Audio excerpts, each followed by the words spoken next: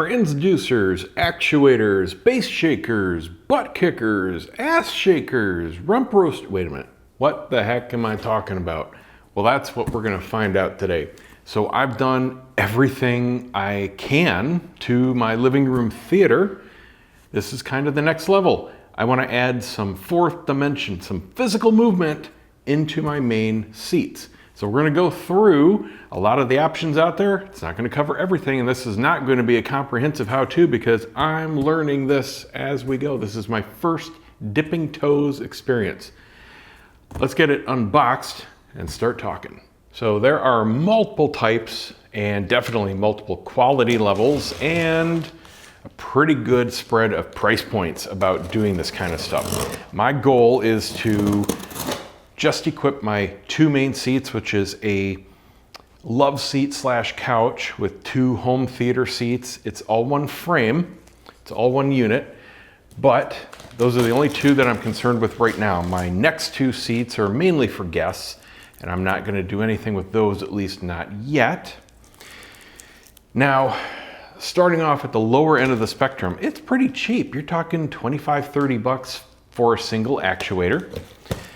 And then you go up into the $50-ish range, and that's what I got, kind of middle of the range. And then there's some for 150, 200 bucks. The problem is, it kind of gets ridiculous.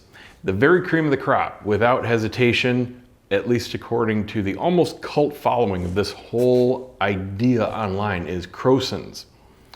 And it would be about $2,000 for a complete system just for my two seats if I did that. I'm not quite ready to spend that given that I'm not sure if I'm gonna like it. So we're starting off in the middle. Everything I'm gonna show you is just a few $100. So that's cheap enough to try. If I put it on my seats and I end up loving it and I don't need any more or I don't want any more, great, I'm done. If I end up loving it, but you know what, I just need more, I'll take this and put it on my outboard two seats for guests and I'll order a Croson's. If I end up hating it, which I might, maybe it's gonna seem super gimmicky to me, I don't know. Who cares? It was fun to make a video. So this is the amplifier. Now I got all this from Parts Express. There are multiple people selling this kind of stuff, tons of different brands, but there are only a few types of devices. Parts Express has some really good combo deals where you get basically everything you need. It's gonna depend on what equipment you're running, what you're going to need as far as how to hook it up and how you might want to tune it. We'll go through all that, but as far as the parts, they had everything that I needed. I got 4 transducers. I'm gonna put 2 in each seat. More the merrier, right? Probably could have done 1 in each seat. I got the largest amplifier that they had available in the kits because you got a nice discount if you buy it as kind of a combo package, right? But they have multiple available, multiple size amplifiers, multiple types and models of transducers. I got the biggest ones and multiple numbers, and they have 1, 2, or 4, okay? So this is rated at, they say 230 watts as far as the amp. So the amp here should be fairly light. Got some nice corner protection. And you don't need anything crazy. You want to provide as much power as whatever transducers you have can handle. You don't want to underpower them, but you definitely don't want to overpower them and burn them out, just like a speaker. But the amplifier doesn't have to be audiophile quality whatsoever. Doesn't have to have low distortion. All I'm concerned with is the amplifier itself quiet? Because I don't want to hear any kind of fan. A lot of people will use PA speaker amps basically with really loud fans that you have to then take out and replace internally with silent fans.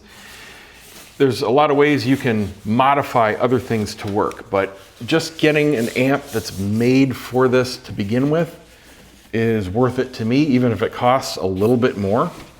The Croson's amp, for example, is $800 and some. It's made specifically to work perfectly with their transducers, or actually actuators. This is just a normal, I believe it's a class AB amp. It is fairly heavy, so it's got a good power supply. Ta-da! And here we go.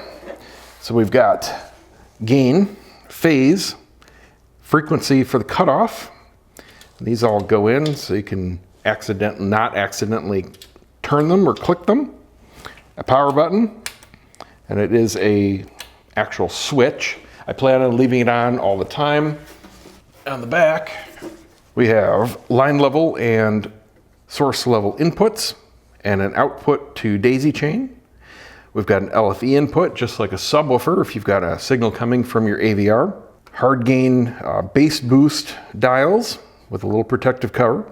And just like a subwoofer, you've got either a 12-volt trigger, an auto on sense, or an on all the time. And then you've got 12-volt trigger out, so you can daisy chain again. And your outputs for the actual transducers. Now getting into the more fun stuff, the stuff that's going to do the work. The lower end devices are smaller, should be expected. Some just sit underneath a leg or two of the seat and just kind of vibrate and send that vibration through the frame of the seat itself. My couch doesn't actually have feet that sit on the ground. It's a solid steel frame, and I have lots of little rubber bumpers that are directly attached to the frame, and that's what everything is sitting on. So that type wouldn't work exactly well for me anyway, but those are on the lower end, the starter types. Then you have the kind that are kind of like a speaker without the cone. So it's an electromagnet and there's something moving. So you have more mass. And that's kind of what I've gone with here on the larger size. And then you have some that add big weights to give even more mass and momentum. And those are like the Bass Shaker Pros. Problem with those is they get large. They get like this tall, they're big cylinder. They have to be mounted vertically.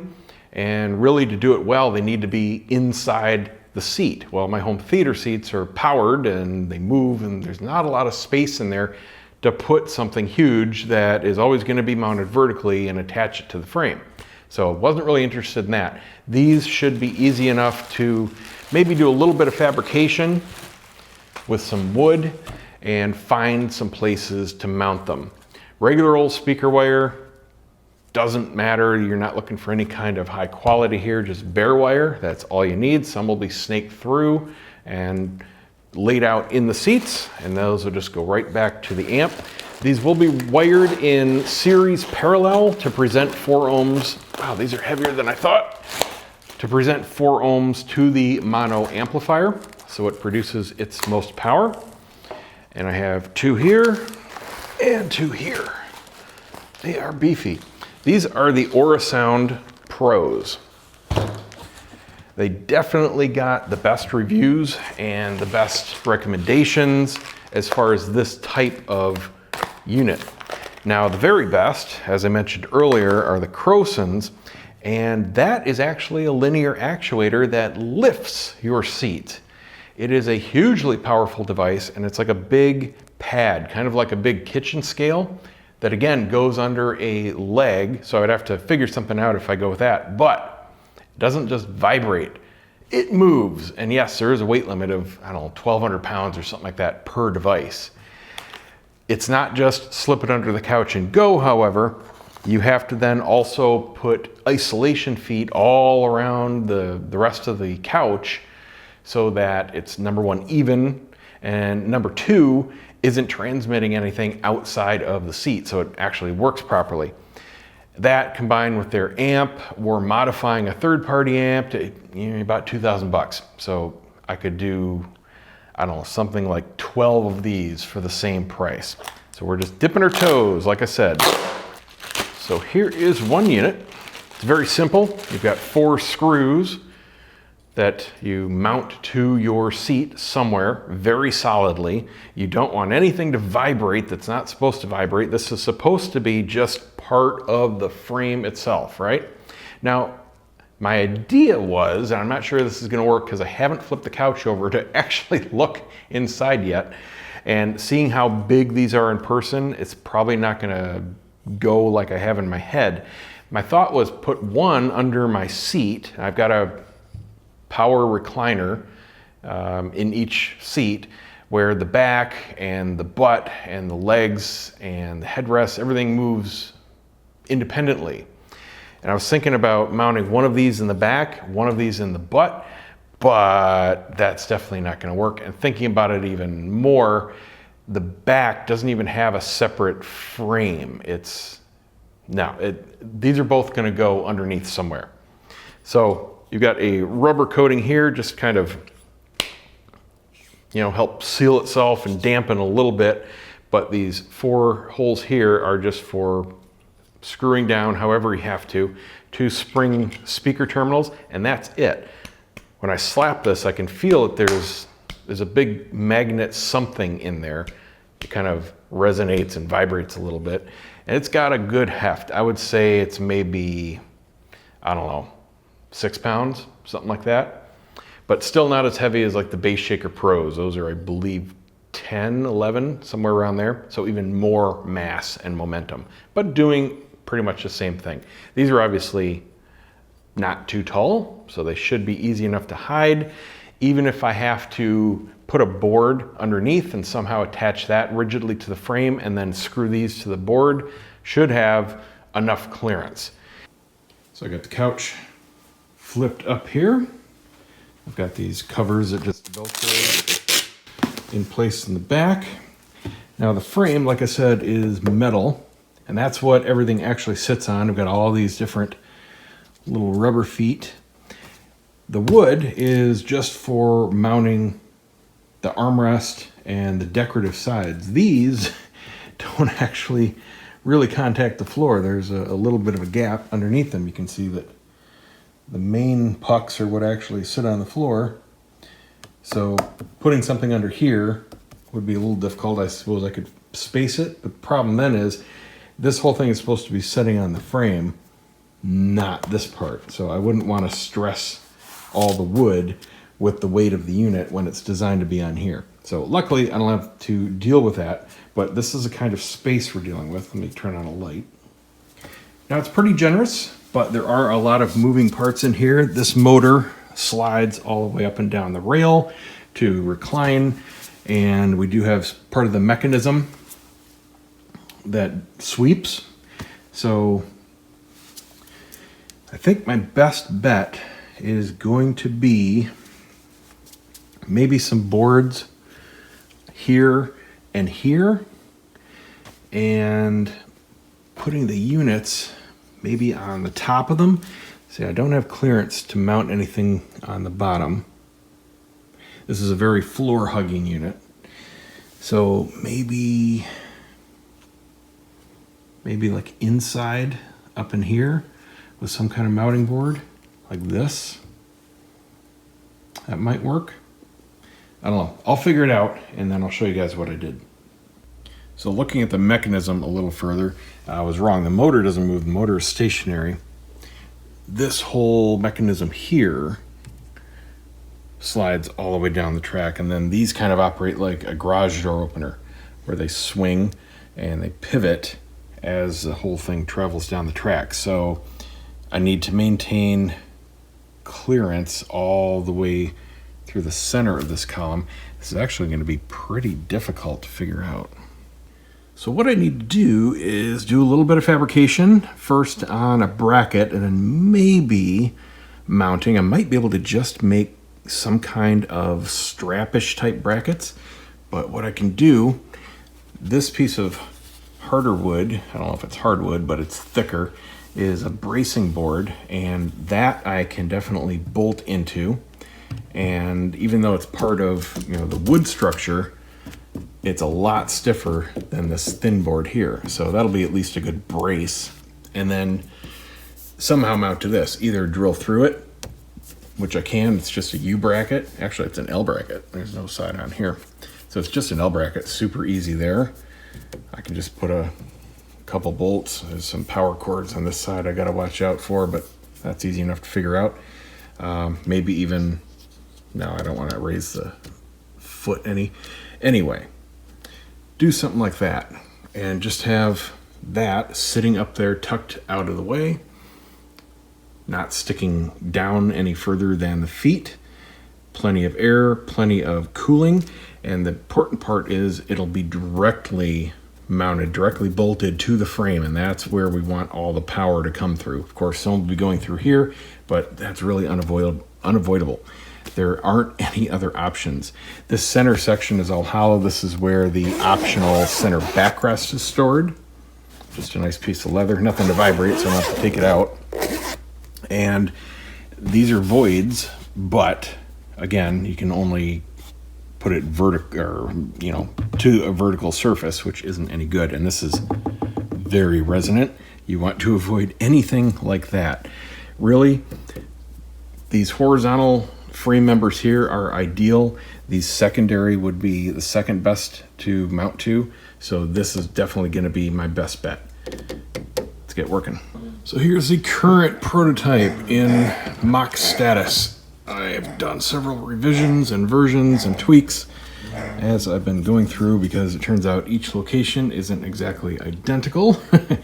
And boy, is space short. So I went to Lowe's, spent less than $50 on all the hardware, and didn't need half of it, but I wasn't sure exactly what I was going to do. And of course, as soon as Daddy makes a video, the puppies are playing. Hey, where'd you guys go? Anyway. All right, so I worked backwards from where things have to be and then figured out where I could put things. So basically I made a platform just using some MDF here. It's the same material I made my center shelf from. Got these 90-degree brackets, and they're very stiff, no problems there. I was going to use like that garage door stuff, but that was a little too flimsy and it had some flex. This is for shelves and it's very sturdy. Wood screws that were just able to fit in the correct size, and washers and lock washers and nuts for the bracket.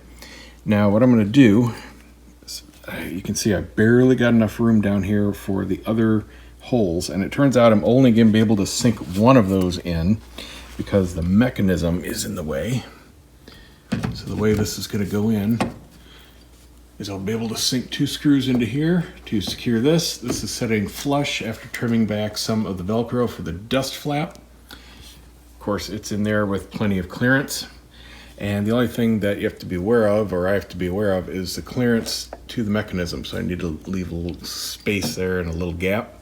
Now there's a screw underneath here, so that'll stick up just a little bit, but it's got some flex.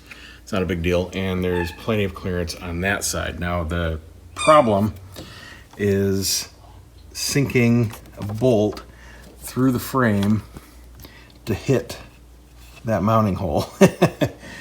Probably gonna have to eyeball it, maybe have to make a big hole and kind of do a slot, not sure, but that's where I'm at. This one over here, it's right in the middle of all of this, so I can't obviously drill through there, but one will be enough. This will pinch it directly against the frame. I didn't even need to use a spacer. I was going to use a spacer in between here and kind of have it out like that, but this is an even more solid fit, and that should pinch it, give a direct transduction right to the frame.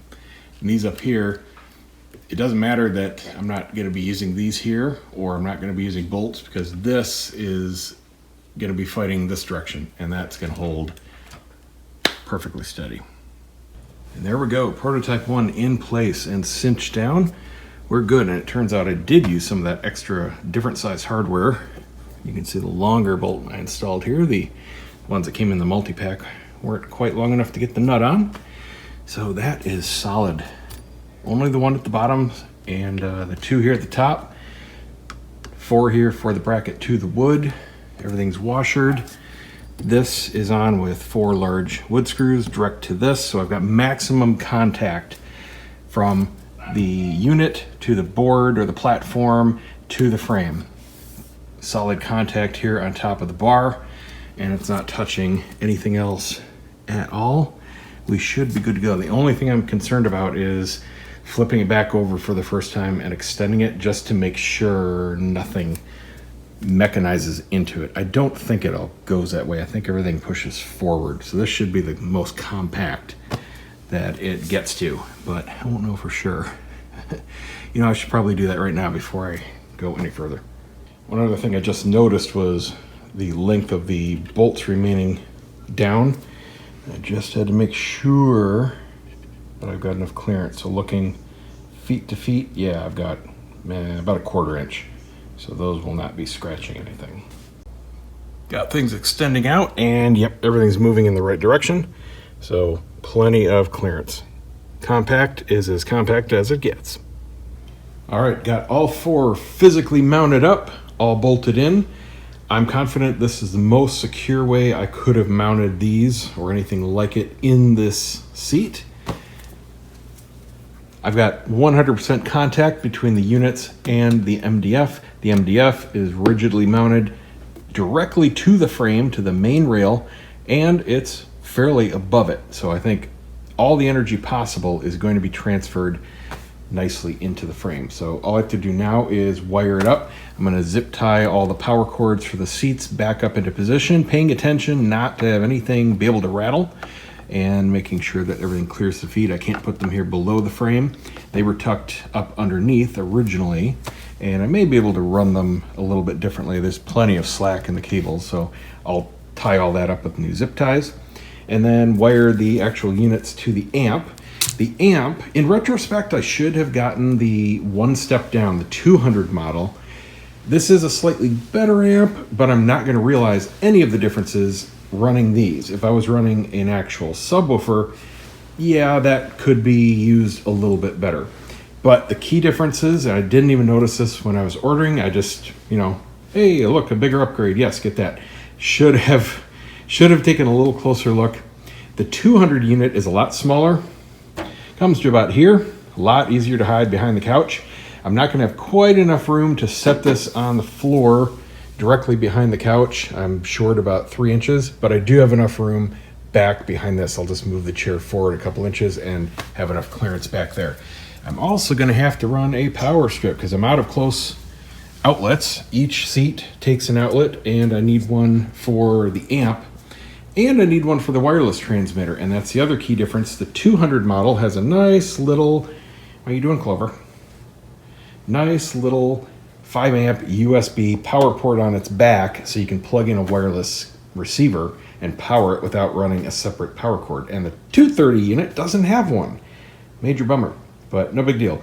So I just got this prepped. I've got the bass boost all the way down. Again, that's a feature for subs, not bass kickers.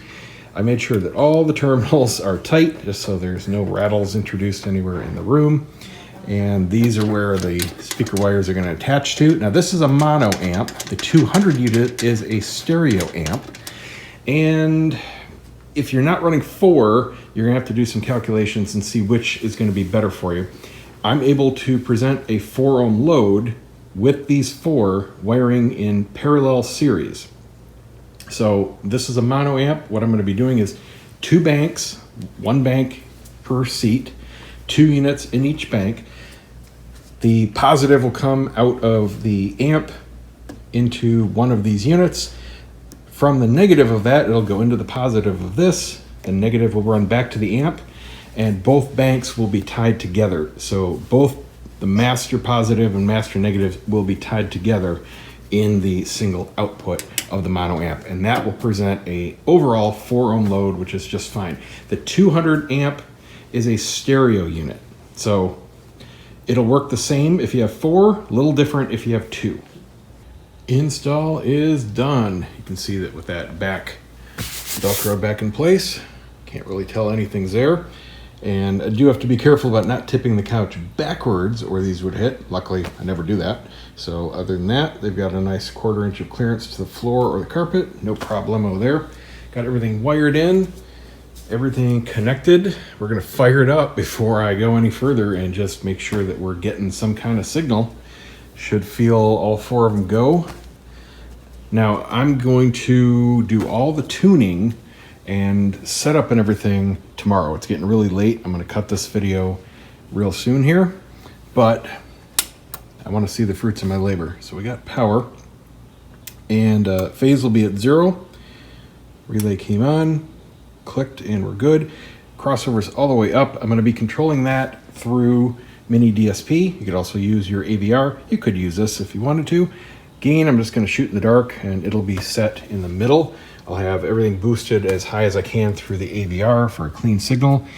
Got my wireless receiver, and this is going into the LFE input, and the output, oh, you know what? I have the output in mini DSP, and I haven't even configured that yet. I won't get any sound here. So hang on. Okay, temporarily put the transmitter into one of the sub outputs of the mini DSP just so I'll be able to get a signal here. So now I can just try to play something. So funny haha story. This is the next day. Yep. After hours of work, I'm back in business. I picked up the remote, as you saw at the end of the last clip there, and it was bricked. Software update had come through. Must have been related to recently switching the touchscreen remotes. Long story short, I had to delete my whole account, use the desktop software to factory restore everything. It was a hot mess, but we're up and running now. So I've temporarily got the transmitter into one of the sub outputs of the mini DSP, just so I have some semblance of a signal. It's going here into the amp. We're going to turn the amp on, and I'm going to try the auto sense circuit. I don't use it on subs because it's really annoying to have that second or so delay if you play something between the music coming out of the main speakers versus the subs. I just don't like that disconnect, so I leave those on all the time.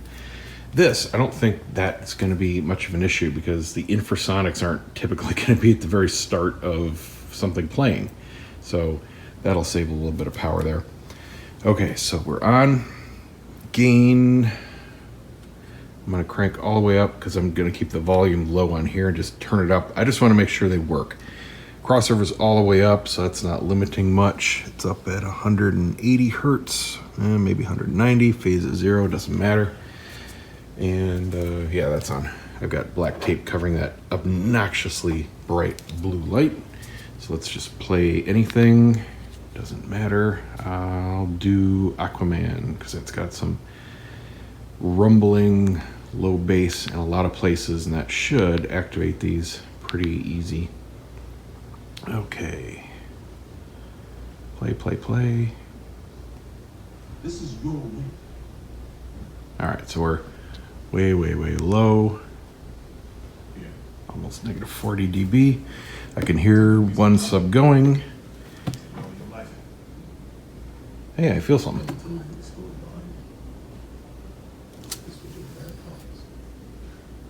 That's really subtle. Definitely going to need this properly set up with more gain. Well, then again, I'm at negative 40. Oh yeah, okay. They are all working. Sweet. Okay, now I can get this put back in place, and now we start the fun part of the setup. Okay, excuse the rat's nest. It is semi-organized. I've got power run very far away from low-level signal. Other than that, I don't care. Nobody sees it. So I've got the transmitter now plugged into output 3 of the mini DSP. Very, very handy device, by the way.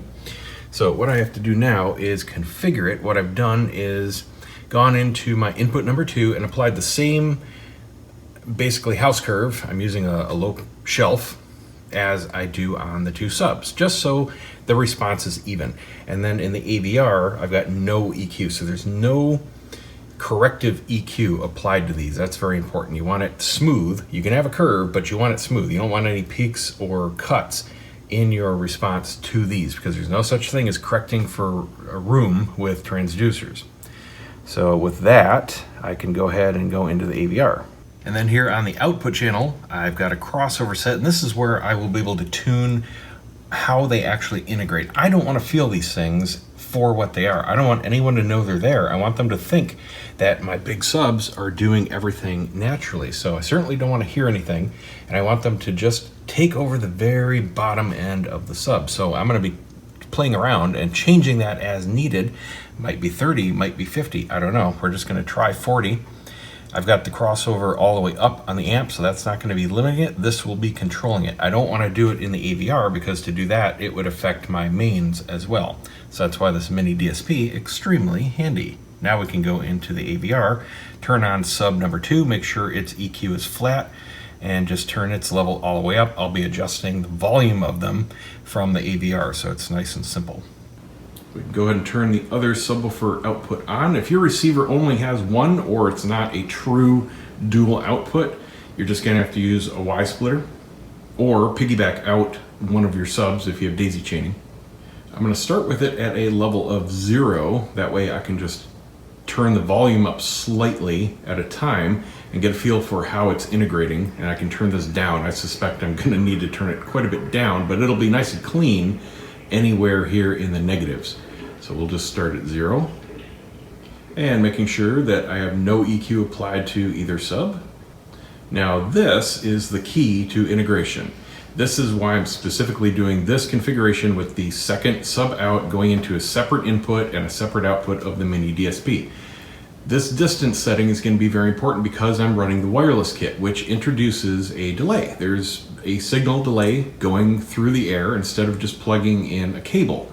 So what this is going to allow me to do is set this effectively to where it needs to be without adjusting everything else. If I didn't have this, I would have to add delay in mini DSP to the other subs, which would then throw it off of the rest of the speakers.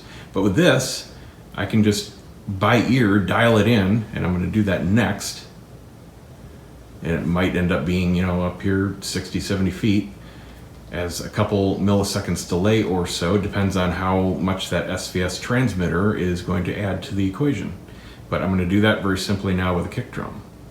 All right, so 2 things. The opening scene of A Star Is Born, really, really good for doing many things with tuning subs, and it's going to work very good for this because it's a great recording of a kick drum. One thing it's going to change immediately is this amp is going to stay on because there is a huge delay between the signal coming in, the amp, the relay coming on. It's like a 3-second delay between the first drum hit and the seats starting to vibrate. So, but it is working. I'm just going to go ahead and turn that back on and then get this dialed in. All right, got it dialed in perfectly. Ended up being 68.8 feet.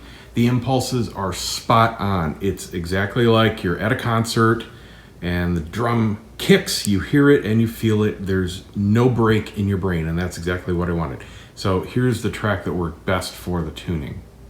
Bohemian Rhapsody between 1 minute 57 and 1 minute 58. There's an excellent kick drum in there with some rumble and very quick impulses of the kick drum.